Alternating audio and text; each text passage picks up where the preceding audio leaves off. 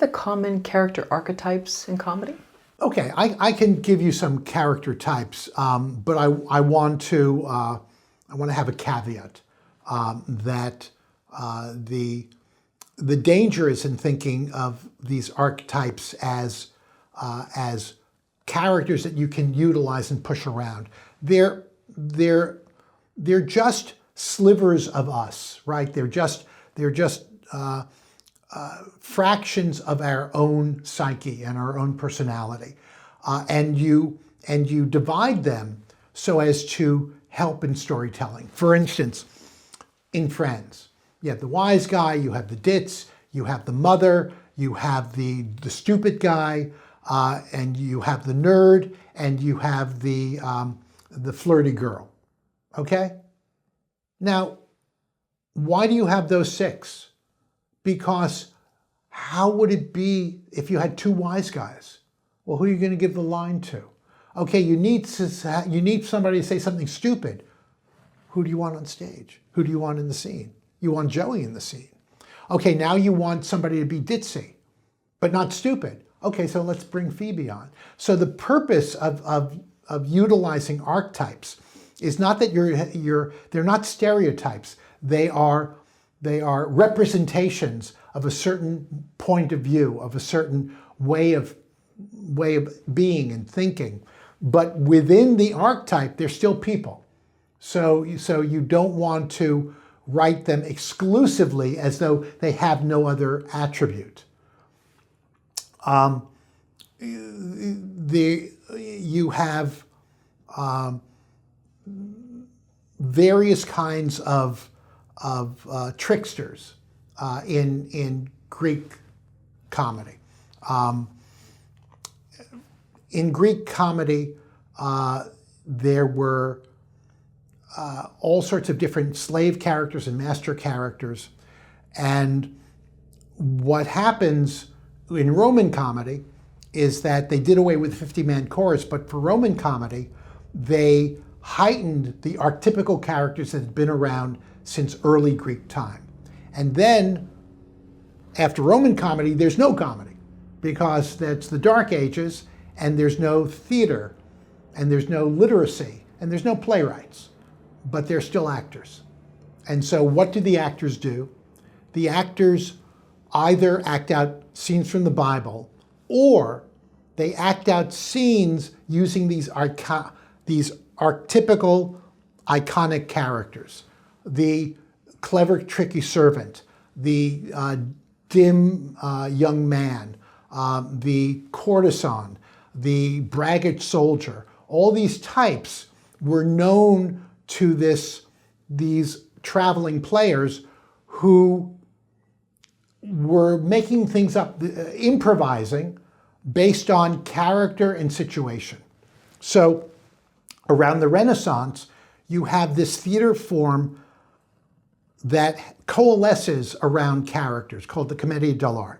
And basically, you have an art form in which the characters stayed the same because they all wore distinctive masks and tights. So if you saw the hook nose and the diamond tights, that's Harlequin. He's kind of like a Charlie Chaplin mischievous man-child. Like Kramer. If Kramer comes through the door, you know exactly what you're getting. In Europe, when the Harlequin came out, you knew exactly what you were getting. So you have these very specific archetypes. So what happens is that there are no playwrights, there are no directors, so you have a situation in which the character takes the action. Let's say you have a young boy and a girl sitting on a park bench. What's their physical motion? They, if they're both young and good looking and not that bright, they're going to try to, get together. Let's take away the young man. Let's put in the lecherous old man. The Pantalone was what he was called in the Comedia. He could be a miser. He could be a hypochondriac. He's usually after the young girl. So now what's their physical movement?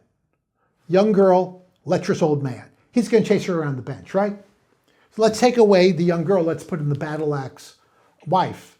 Oh, now what's the movement? Now she's chasing him the other way. Let's take them both away. Let's put in three Zanies.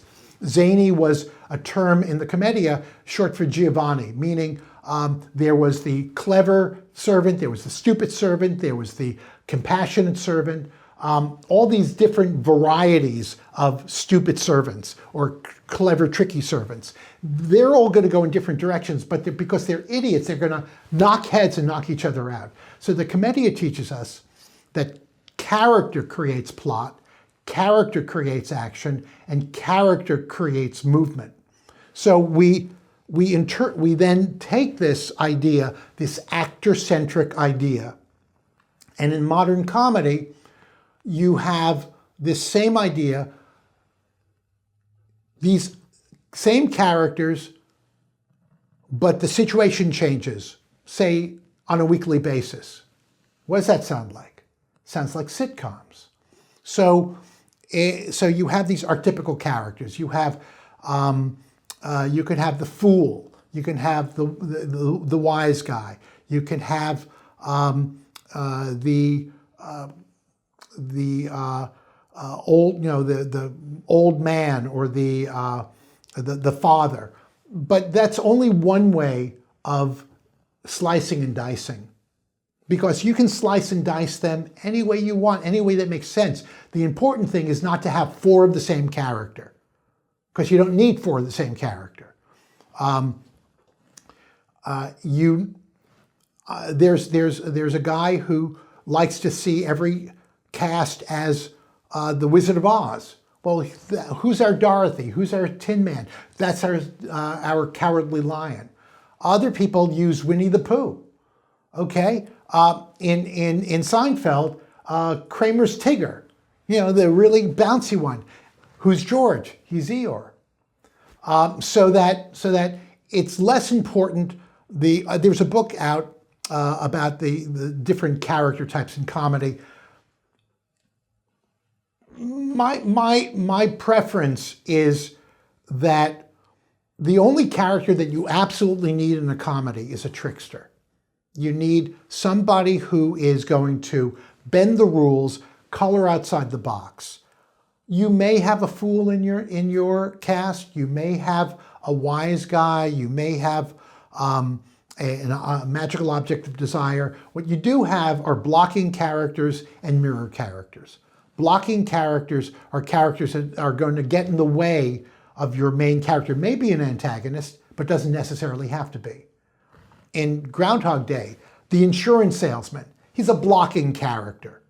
He's in the way, and eventually, when Bill Murray realizes there's no consequences for anything, he just punches him out.